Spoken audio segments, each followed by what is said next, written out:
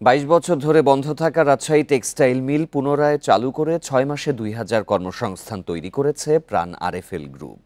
শনিবার নগরীর নওদাপাড়া এলাকায় টেক্সটাইল মিলটি পরিদর্শন করেন শ্রম ও কর্মসংস্থান উপদেষ্টা এম শাখাওয়াত হোসেন।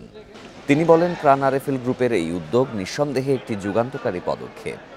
এটি শুধু একটি শিল্প কারখানা চালু হওয়া নয়, এটি একটি অঞ্চলের আর্থসামাজিক পরিবর্তনের সূচনা। এই অঞ্চলের মানুষের কর্মসংস্থান তৈরির ক্ষেত্রে প্রাণ আরএফএল গ্রুপের উদ্যোগের প্রশংসা করেন উপদেষ্টা। অনুষ্ঠানে প্রাণ আরএফএল গ্রুপের চেয়ারম্যান ও প্রধান নির্বাহী আহসান খান চৌধুরী উপস্থিত ছিলেন। জানানো হয়, আরও ১০,০০০ কর্মসংস্থান তৈরির লক্ষ্যে টেলিমার্কেটিং, তৈরি পোশাক সহ নতুন নতুন খাতে বিনিয়োগের লক্ষ্যে কাজ করছে শিল্প গ্রুপটি।